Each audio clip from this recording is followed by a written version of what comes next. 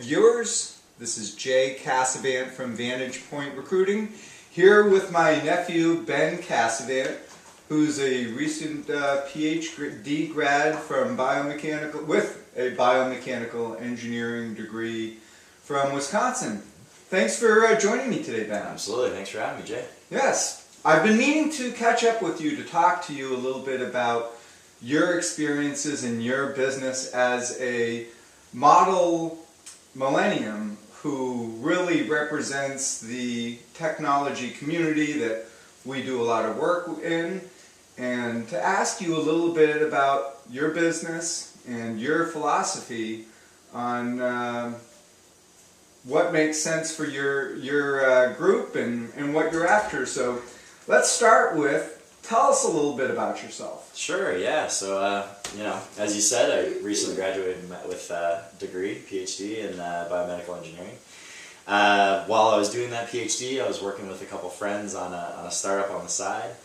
It's called TASO Incorporated, and we're trying to basically simplify healthcare with a device that can collect blood in a simpler way. It was a couple of years ago. We were working on it again on the side in a buddy of mine's house, and then it slowly grew. We got some funding for it, and so right about the time I graduated was when we started needing some real help. So I joined the company full time then, and we've been growing ever since. Excellent. And that through that, you're involved with a patent, I understand? Yeah. So the core technology, we built it around 2 patents. That were really based on microfluidic technologies that Erwin, myself, and Ben Moga had been developing, Erwin and I in the lab, and then we got a patent independently from the university because we did most of the work external to the lab, and the tech transfer office passed on it, so we had a chance to get it ourselves, and we did. So we're building the company around those 2, and to date we have about 4 in the process. Yeah. Fantastic.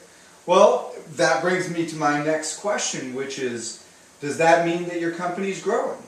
Yeah, definitely. It's always growing. We got lucky on a couple SBIR grants, and we had a few more, so we had the chance to really push the company further, develop a product, start to do some of this manufacturing and this testing. And so what that means is we have a lot of stuff going on, and we constantly need more people and the right expertise in place. Well, as you know, Vantage Point, which is the company that I've owned for the last 8 years, we get involved with technology hiring. So I'm very interested in the fact that you, as a 26, 27-year-old entrepreneur and business leader, you've had some recent experiences on hiring. So if you could expand on that, we'd appreciate it. Yeah, absolutely. So again, right at the beginning of 2014, at the end of 2013, was when the big government contracts started. So I joined full time, as well as the other founders. We were kind of sitting down, and we decided to bring on one of the founders full time to lead our corporate development efforts.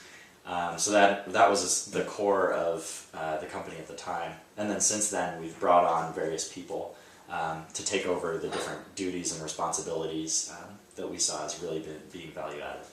So you developed your knowledge for what you thought you needed to kind of clear your plate for the more important roles in the technology, leading the technology portion of the business? Right. So the way that we see it is, as the company grows, we're continuously learning, we're continuously having to do more and more. And so as we figure out what we need to get done, and as we figure out kind of what we're spending most of our time doing, I try to hire off as many responsibilities as I can envision the company needing and the immediate needs of the company.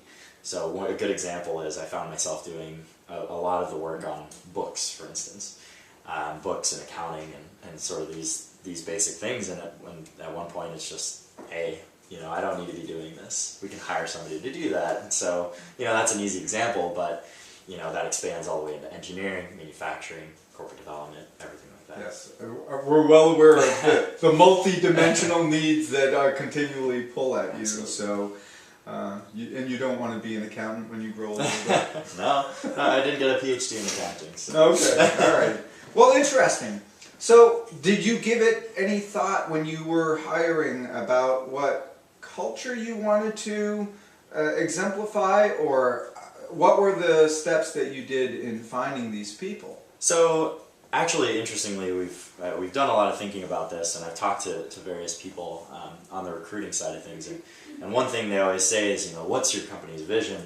You need to be able to put that out there in words, and so that you can hire the right people. And at some point, one of the real big benefits of a startup company is, I'm doing most of the hiring, I'm doing the recruitment, I'm doing all of this along with the co-founders.